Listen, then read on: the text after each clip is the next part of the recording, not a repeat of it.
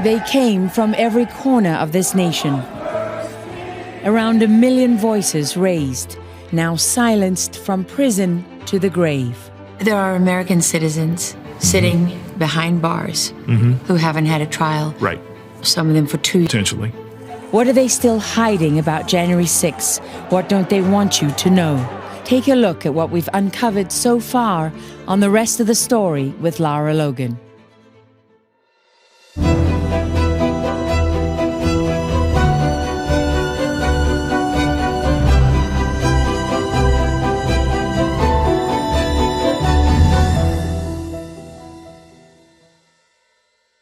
The last thing Matthew Perna expected after turning himself in for nonviolent offenses and pleading guilty was for the government to try to add years behind bars at the 11th hour.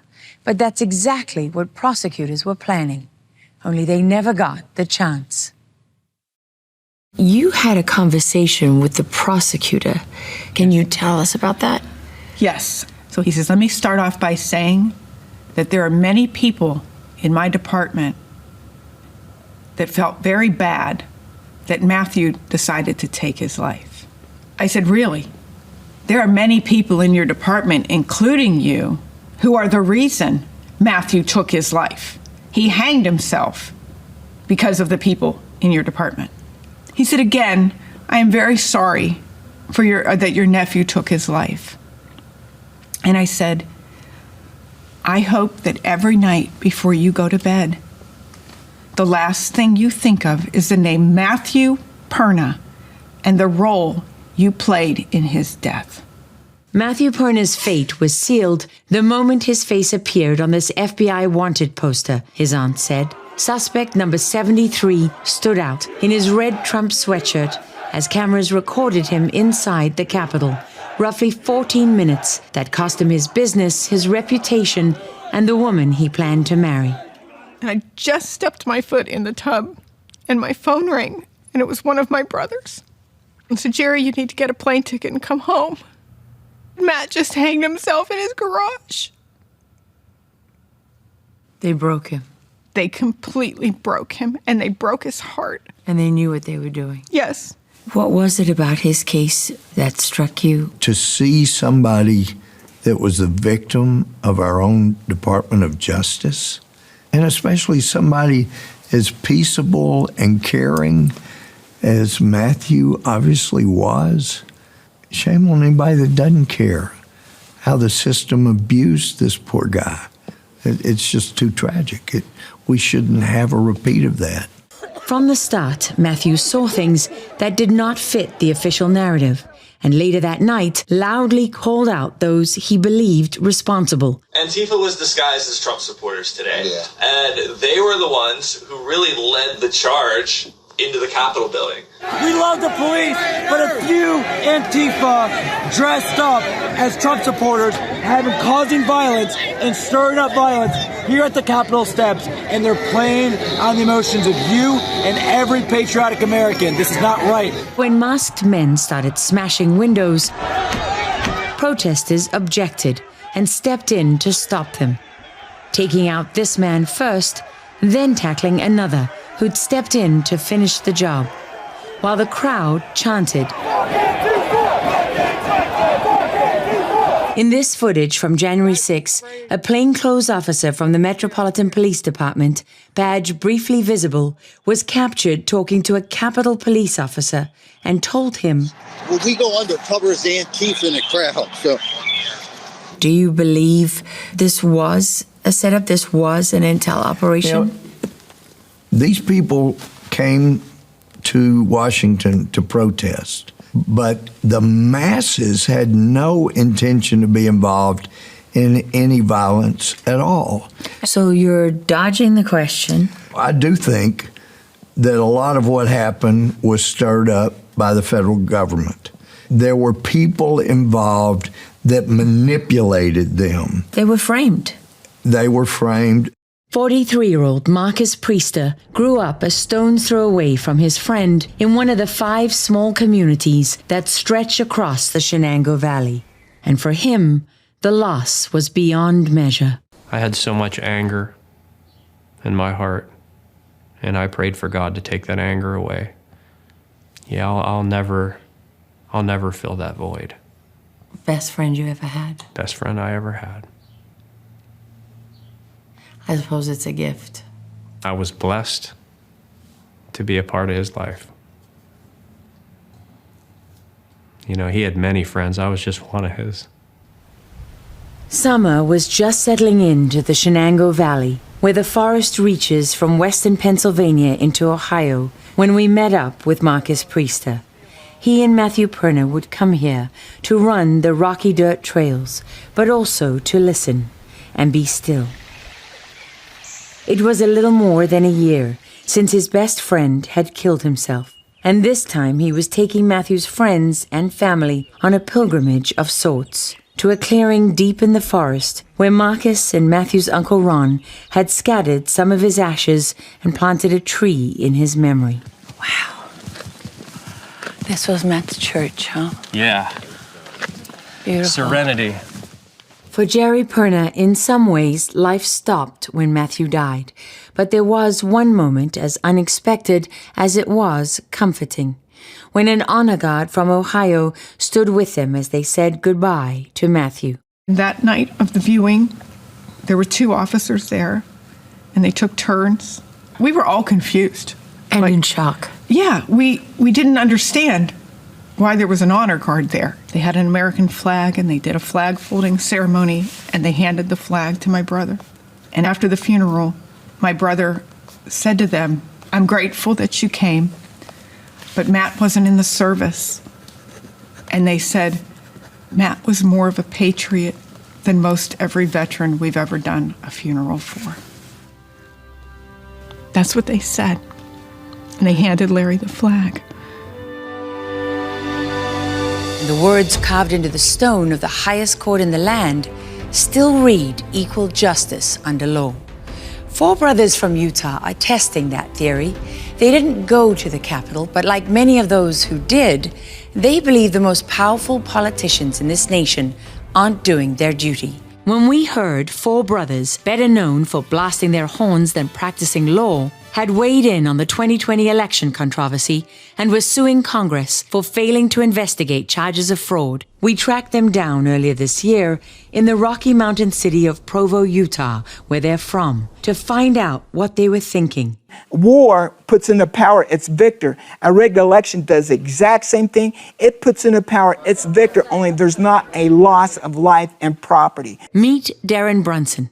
Of the 4 brothers, believe it or not, he's the quieter one. He's not a lawyer, but he started suing banks years ago, and he's the legal brain behind the Brunson lawsuits. Then there's Loy, also known by his middle name, Arlen. He's the oldest, once ran for local office, published a pocket constitution with all the founding documents, and at an event got President Trump to answer his questions on the Federal Reserve. Hello, Mr. Trump. My name is Lloyd Brunson. You've inspired. I'm over here on your right. Oh. You can go. That's the one I want to do. He's weird. Not to be overlooked, Rollin Brunson. He's the funny one. She's looking at me and she's looking at me like this and goes, "All right, I'll take your $300. With a quick smile and a lot to say. And you got my brother Loy here talking to a gal, you know, and you got my brother Gaynor here. He's wondering what he's going to be doing next. At 60, Gaynor's the baby of the family, and the only one who made music his full-time career, with a professional recording studio and a talent for drums that rivals his lips.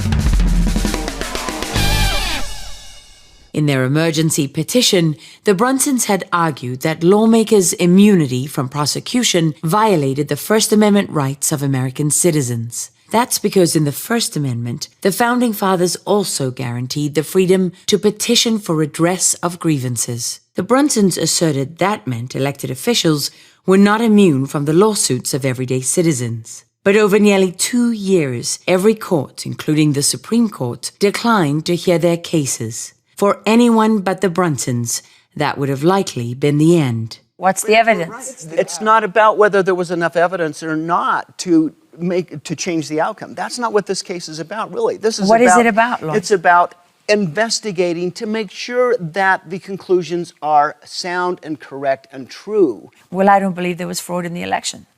What if they say that? Well, You're putting our democracy at risk, Loy. what exactly are we putting at risk? What exactly are we threatening? Well, you're threatening people's faith in the elections. This election has already been declared the most secure election in history, and there's been hundreds of court cases that have failed, and you are shaking the foundations of this country because if people don't accept the results, it's damaging. You know what I say? What? Good, because your faith should be shaken up, because if you don't, you're going to see hell pour upon you like you've never seen before in this country. We're fast moving in the wrong direction. Yes, we're going to shake your faith with what is called the truth. Do you want to see the truth? If you're afraid of the truth, then yeah, you shouldn't be here. You should want to know the truth. The Brunsons are really just a band of loyal brothers who grew up in a time and a family where defending the Constitution was still regarded as a sacred duty, not an act of domestic terror. In front of a studio wall, lined with photographs and legendary faces, we took a stroll down memory lane. Oh my goodness. Okay, but what about that one up there, the White House? What does it say? Taking a tour at night. Oh yeah, the Secret Service gave us a private tour in the evening. Then they took us on a tour of the Oval Office and stuff. It was just us. Here are the Brunson brothers. They performed for that same president in the NBC Christmas special in Washington, D.C. in 1988.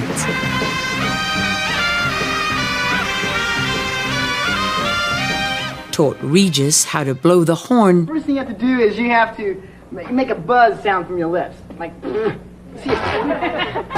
All right, great. Led the kickoff classic halftime show at New York Giants Stadium. Music, and it's all led by the Brunson brothers.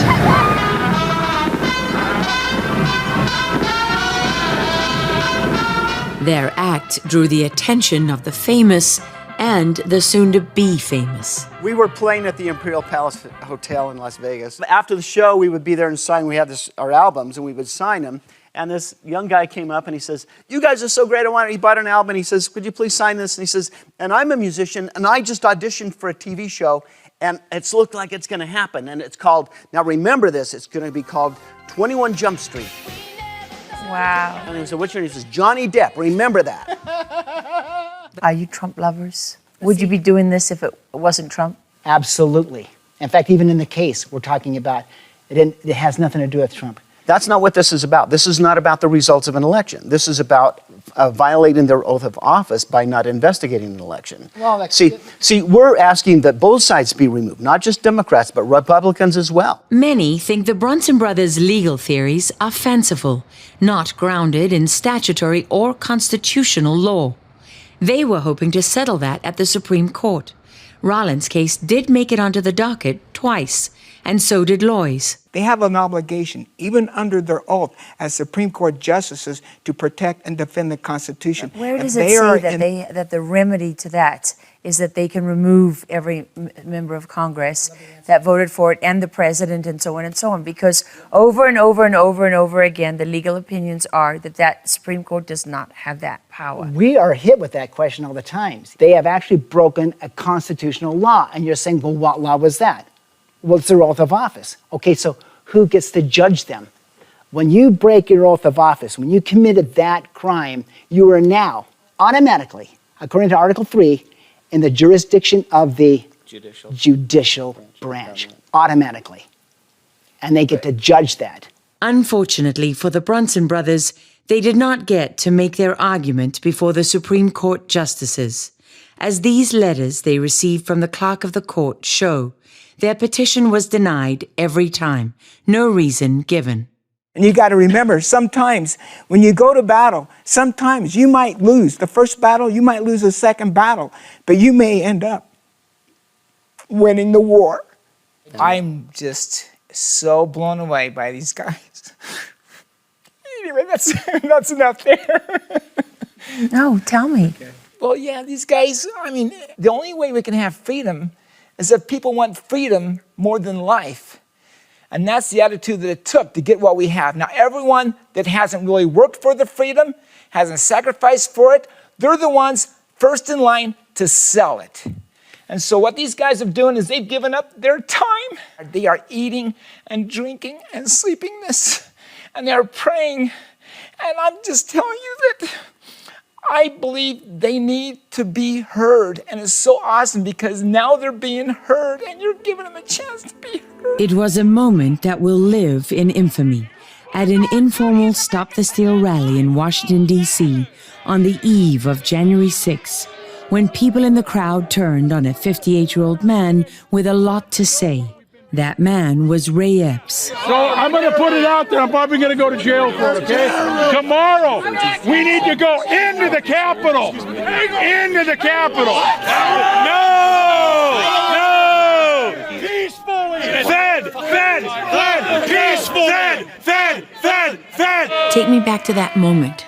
Take me back to the moment when you looked at Ray Epps and the thought came into your head and you said, Fed.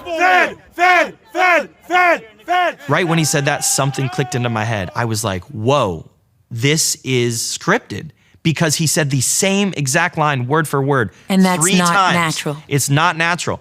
And he kept saying, none of this matters. Tomorrow, we need to go in to the Capitol. Maybe the first time he was being silly or saying something crazy. But when he said it the third time, word for word, I knew there's a strong possibility this guy's a Fed. To be clear, because it's very difficult to prove these things, Right. nobody is saying for certain Ray Epps is a confidential source. He, of course, denies it. Right. And his attorney denies it. He's taken legal action against people who say it. And he has many cheerleaders in the media. Yeah, the New York Times, the January 6th Commission, Liz Cheney. 60 Minutes. What? 60 Minutes? Then, when things were dying down, shortly before midnight, we discovered another conversation we hadn't seen or heard before. I despise Antifa. I've stood him down myself with the Army vets. I respect that. Queen Creek, Arizona. That's where I live. Are you my neighbor? I swear.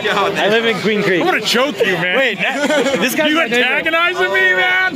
Maybe it's because you're my neighbor. Where you at? Then he leaned in and whispered something he apparently did not want to say out loud. We're not here to fight, man. We're here to storm. I'm not kidding. We're here to storm the Capitol. Hell yeah. All right, have a good night. Be safe.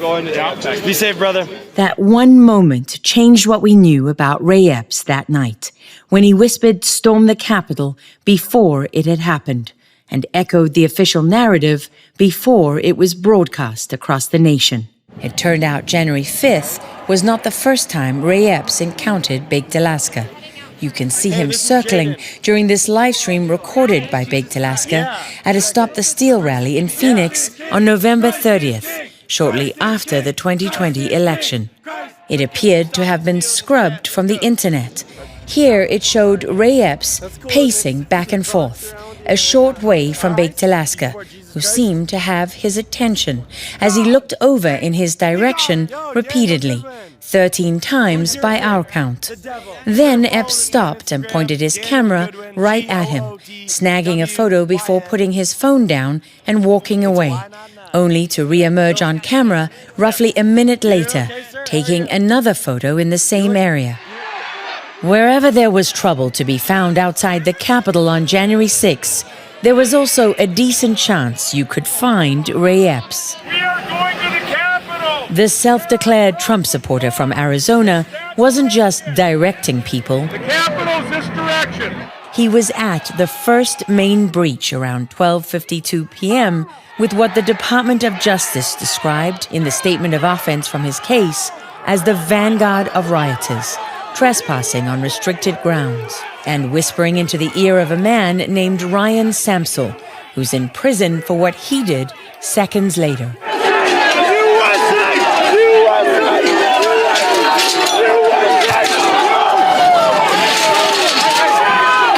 Then Epps joined the flood of rioters who stormed through the downed barricades and breached the first line of defense, according to the DOJ. A short way down the path, when rioters took down more barricades, the DOJ said Epps continued to penetrate the restricted grounds and headed for the West Plaza, also a restricted area. Thanks to his tall frame and red hat, you can make him out amidst the crowd at these barriers, where he is once again in the first group to break through and get past the police. Jim Hoft runs the Gateway Pundit, an online news site that's been a thorn in the side of progressives and establishment censors ever since he started blogging some 20 years ago, when the internet was still fairly new. Few have devoted as much time to covering January 6 as Hoft and his team of reporters, who've published well over 1,000 stories in 2.5 years. We have video of Ray Epps holding up this huge MAGA sign, steel MAGA sign, and he's actually helping push it. Some of the men who were touching that sign, they're in prison today. As someone who, people have called me a Fed, I understand how serious it is. So, I say this is allegedly, this is what I believe. I don't have like a smoking gun that you can prove it. Yeah, I can't. I do know he was an Oath Keeper. We did confirm Ray Epps' involvement years ago with the Oath Keepers, as seen in this video from Tucson, Arizona in 2011, where Ray Epps is wearing the T-shirt and marching along. This is the organization that, according to the DOJ, led the so-called insurrection. Kate Hilton said she was at that event with Rhodes and Epps. What made you join the Oath Keepers? I like the concept and the mission statement, which is revere, follow the Constitution. And it was directed at anyone that's taken the oath to remind them that regardless of what's going on around us, we are bound to that oath. Is there something sinister in that? No, absolutely not, unless you think the Constitution's sinister. So I'm going to put it out there. I'm probably going to go to jail for it, okay? Tomorrow, we need to go into the Capitol. He's yelling, go into the Capitol. That's not something I could see him saying. That's totally the opposite of the image that he had presented previously. In what way? Well, he was a Marine, very disciplined. They don't cross those lines. No. Yet here he was screaming to total strangers to cross that line. Epps made it onto the FBI's list of unidentified January 6 suspects, but was removed around 6 months later without being charged. That was taken by many as a sign he was being protected, but his criminal attorney John Blishak told Politico he thought Epps was removed in part because he'd contacted the FBI and was no longer unidentified. However, we found other suspects who'd been identified and were still on the FBI list, their pictures updated with a banner saying arrested. We also found Matthew Perna, still on there more than a year and a half after he'd committed suicide in February 2022. The presence of undercover agents and informants amidst the crowd on January 6 has been coming to light and can no longer be dismissed as conspiracy. We turn to investigators like Congressman Barry Loudermilk, since the FBI and DOJ won't comment. He's chairman of the House Administration's Oversight Subcommittee investigating security failures around January 6. There was one video clip that had made it out in public that some people had claimed this was definitely a police officer. We verified that to be true. This is the clip, recorded on the body cam of the undercover officer in question. I've never seen anything like this. He can be heard chanting, USA! USA! USA! and at times urging the crowd to advance. Go! Go! Let's go! Go! It's tear gas. It's tear gas. The committee has not made his name public yet, but he was identified to defense attorneys as Officer Nicholas Tomasula. There's a video that has police officers on the west side by the fountain yelling at each other, and one of them says, "We're hurting innocent people." And they say, for every one we're pulling out, we're making 10 angrier. You're hitting with a lot of pain compliance when you're hitting innocent people. And not only that, we're taking out one and 10 of them are getting angrier. We're multiplying them by hitting them. You know, when you listen to that, you have the sense that the officers were set up for failure as much as the protesters. Yeah. And we've got a video of officers saying we were set up. They set us the fuck up. That's what they did. They set us up. They set up 64. Oh, absolutely. And then they asked y'all to come 2 hours later. They set us up. They needed everybody right away. Nah, right away. They set us the fuck up. So now we ain't got shit. We ain't got a motherfucking thing. They set us the fuck up. Is it potentially the biggest setup in the history of this country? Potentially. One of the greatest crimes against the American people. That's why it's so important to get the truth with this. That's what we're working for. And the cover-ups that happened after January 6th is what I'm really after as well. What about the Republicans involved in those cover-ups? I know it's hard for you to address those things. This is your own party, but this is the reality. We're going to go where evidence leads.